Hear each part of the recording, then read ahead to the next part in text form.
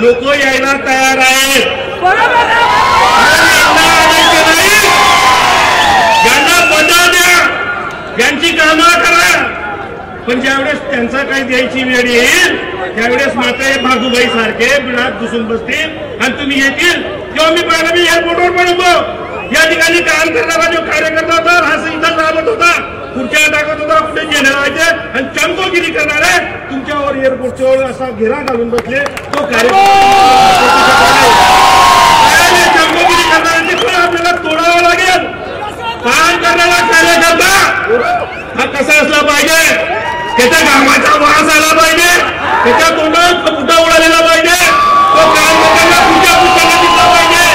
इस्त्रीचे कपडे टाक करून इथं तो एकटा येऊन बसणारा नको पाहिजे।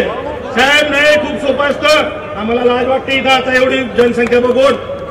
आम्ही 2, 4, 5 तालुक्यावाल्यांनी जीवाचे रान केलं। ते कर्णक साहेबांना काय केलं होती, तुमच्याकडून आलो 20 तारखेपर्यंत आम्ही अविरत फिरलो। तो माणूस रात्री 12 वाजेपर्यंत 5 लोक जरी असतील, 10 लोक जरी असतील, प्रत्येकाचं प्रबोधन केलं। लोक सुद्धा यायला तयार होते, गाड्या दिल्या, घोड्या दिल्या। आमचे लोक आले एरंडोल तालुक्यातून, आम्ही 60-65 गाड्या आणल्या का, यांच्या तालुक्यातून यांनी 20-20 गाड्या आणल्या असत्या। साहेब 15 तालुके आहेत, 300 गाड्या जरी असत्या त्या ठिकाणी 10,000 लोकांचा जमा जमला असता। यांचं कसं झालं साहेब, किसी को ये फिक्र नहीं कि इसका मिलेगा क्या होगा, किसी को ये फिक्र नहीं कि इसका मिलेगा क्या होगा, हर सब तो इस बात पे लड़ रहे कि इसका मिलेगा सरकार कौन होगा। साहेब बोलण्यासारखं भरपूर आहे। मी पण एक चळवळीतला कार्यकर्ता आहे। मी बामसेपच्या कॅडरमधून तयार झालोय। जे वाटतं जे आहे ते वस्तुस्थिती बोलण्याची धमक, आम्हाला कुठल्या पदाची गरज नाही। कार्यकर्ते म्हणून जन्माला आलो, कार्यकर्ते म्हणून मेलो, तरी आम्ही स्वाभिमानाने प्रत्येक गोष्ट बोलू। जिथं चूक असेल त्याला चूक म्हणू आणि ज्यांनी चांगलं काम केलं असेल त्याचा सत्कार देखील करू। अहो या ठिकाणी लोक दूरदूरून आले।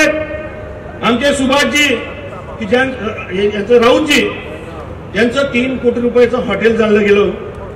चटके ज्याला बसलेले असतात ना त्याला जाणीव असते। आपण 30 किलोमीटर 40 किलोमीटर यायला इथं घाबरतो, हा माणूस 600 किलोमीटर इथं आला का की त्यांनी चटके सोसलेले, ते चटके तुम्हाला लागू नये त्याची जाणीव करून द्यावी म्हणून या ठिकाणी ते लोक आलेले आहेत। भुजबळ साहेब, आपण द्रष्ट व्यक्तिमत्व आहात, तुमची सुद्धा समाजाकडून काय अपेक्षा असते। बाकीचे सांगतात भुजबळ साहेब तुम्ही लढत राहा आणि तुम्ही पांघरून झोपत राहा। काय केलं 20 दिवसाची मुदत नाही साहेब, अंजन घातलं पाहिजे। मी असो, मी चुकलं तरी मला बोललं पाहिजे। हे घटतड्याचं काम बंद झालं पाहिजे। समाजामध्ये मी कसा पुढे जाईल, बाकीचे कसे मागे ते थांबलं पाहिजे। भुजबळ साहेब आपल्या घरातला विषय म्हणून या ठिकाणी बोलतो, कारण की उपस्थिती हे काही सॉरी साहेब। चालेल, एवढं बोलून माझे 2 शब्द संपवतो। जय ज्योती, जय गणपती, जय भीम।